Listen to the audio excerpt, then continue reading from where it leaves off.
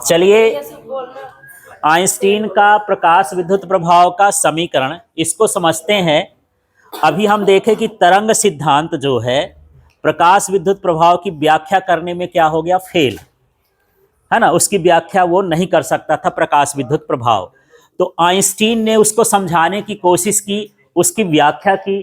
तो सबसे पहले तो उसने प्रकाश को मान लिया कि प्रकाश भाई तरंग नहीं है, ये छोटा छोटा पैकेट है, बंडल है। जैसे माचिस की डिब्बी होती है, बहुत सारी कड़ाई को हम इकट्ठा करके एक डिब्बी बना देते हैं, वैसे बहुत सारी प्रकाश तरंगें मिल करके एक पैकेट बनाते हैं। उस पैकेट को हम क्या कहेंगे, फोटॉन। तो इसके हिसाब से फोटॉन तरंग नहीं है, फोटॉन को क्या मान लिया है, कण। ये जो प्रकाश है एक तरह का क्या है, कण है, ठीक है। तो कभी कभी इतना ही आ जाता है कि फोटॉन किसे कहते हैं, है ना। तो फोटॉन क्या कहला गया, प्रकाश छोटे छोटे बंडलों, या लिख सकते हो पैकेटों, या फिर लिख सकते हो क्वांटा के रूप में विकृत होता है। इन बंडलों को फोटॉन कहते हैं। हमारे फिजिक्स में यदि क्वांटा शब्द आ जाए, माने उसका मतलब समझना है बहुत छोटा सा कण। क्वांटा का मतलब क्या हो गया, बहुत छोटा सा कण। तो यहाँ पर फोटॉन भी एक तरह का क्या हो गया, कण हो गया।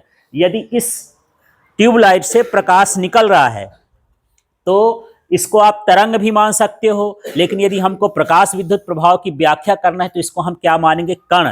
ये बहुत सारे प्रकाश मिलकर के एक गुच्छा बनाते हैं। जैसे यहाँ पर है, आप लोग सिंगल सिंगल चले जाओ यहाँ से, तो हम मान लेंगे कि ये क्या कहलाया, तरंग। फिर हम यदि ग्रुप बांट दें कि 5 लोग, फिर ये 5 लोग, फिर ये 5 लोग, तो छोटे छोटे पैकेट बन गए, बंडल बन गए। इन पैकेटों को अब हम क्या कह देंगे कि ये क्या कहला गए, फोटॉन। फोटॉन समझ में आ गया।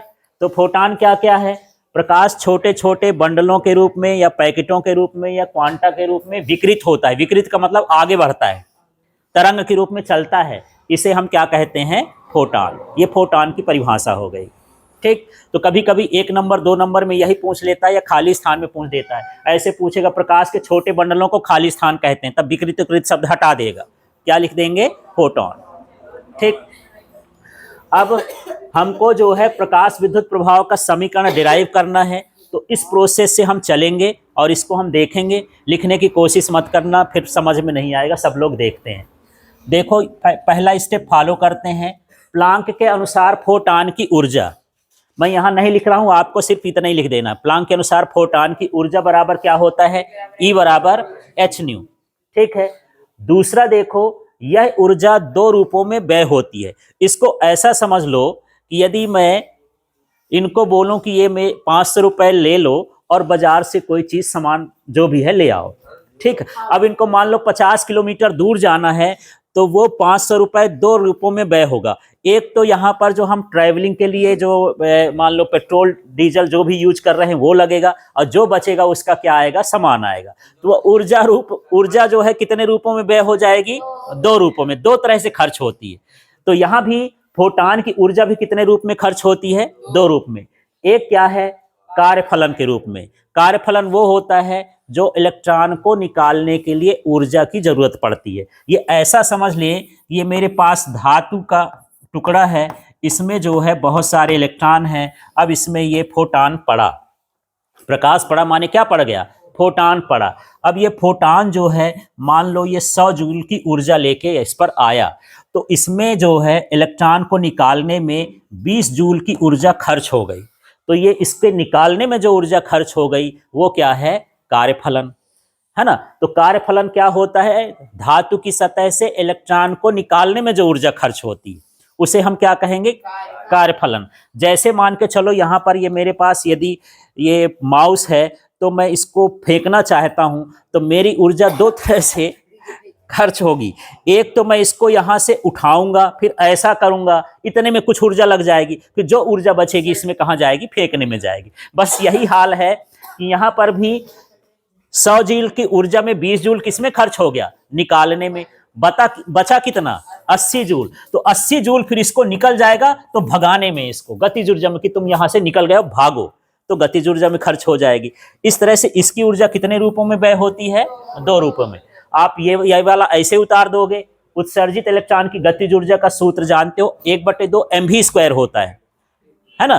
तो यहां पर मैक्स लगा देना जैसे लिखा है, फिर अगला स्टेप आएगा, ऊर्जा संरक्षण के नियम से जितनी ऊर्जा दिए हो तो नष्ट नहीं होगी, है ना। मतलब यही ऊर्जा दो रूपों में व्यय हो गई। जैसे मैं उदाहरण के लिए लिया था, ये ऊर्जा कितनी थी 100, ये कितनी थी 80, ये कितना सॉरी कार्यफलन को क्या मान लिए थे 20, इसको क्या मान लिए थे 80। 20 और 80 को जोड़ोगे तो कितना होगा 100।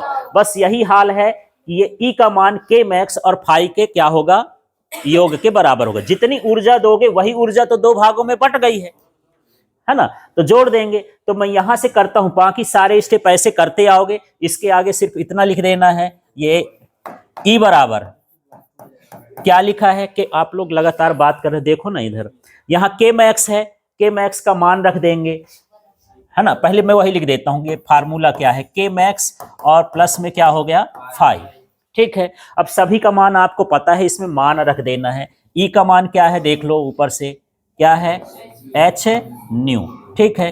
के मैक्स का मान क्या है हाफ एम वी स्क्वायर, और क्या हो गया मैक्स। देखो ये ई का मान रख दिया, ये के मैक्स का मान रख दिया। अब यहाँ पर क्या लिख देता हूँ फाई का मान, ये हो गया एच न्यू नॉट। इसका कोई क्रम नहीं है कि पहले के मैक्स लिखना है, फाई प्लस के मैक्स भी लिख सकते हो, दोनों को जोड़ तो रखना है, ठीक है।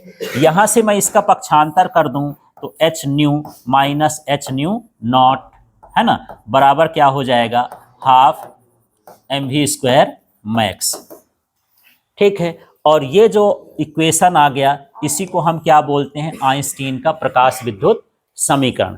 चाहो तो थोड़ा सा ऐसा भी लिख सकते हैं, माने इधर उधर इसको इधर कर दें या इधर कर दें, इसको के मैक्स भी लिख सकते हैं।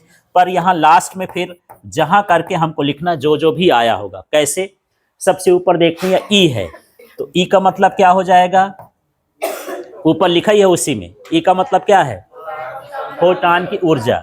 एच का मतलब क्या है प्लांक नियतांक, एच का मतलब क्या होगा प्लांक नियतांक। न्यू का मतलब क्या है आवृत्ति। फिर ऐसे चलते आएंगे, अगला हिस्सा में क्या आ गया फाई, फाई का मतलब क्या है उसी में लिखा है ऊपर कार्यफलन, ठीक है। फिर उसमें एच तो लिख चुके हो, फिर क्या आ गया न्यू नॉट। न्यू नॉट ये देहली आवृत्ति है, न्यू नॉट के लिए क्या हो जाएगा देहली आवृत्ति। इसके बाद और आगे चलते हैं, ये के मैक्स आ गया, तो के मैक्स का मतलब ऊपर लिखा ही है ना, सीधे गतिज ऊर्जा लिख देना। उत्सर्जित इलेक्ट्रॉन की क्या हो गई गतिज ऊर्जा।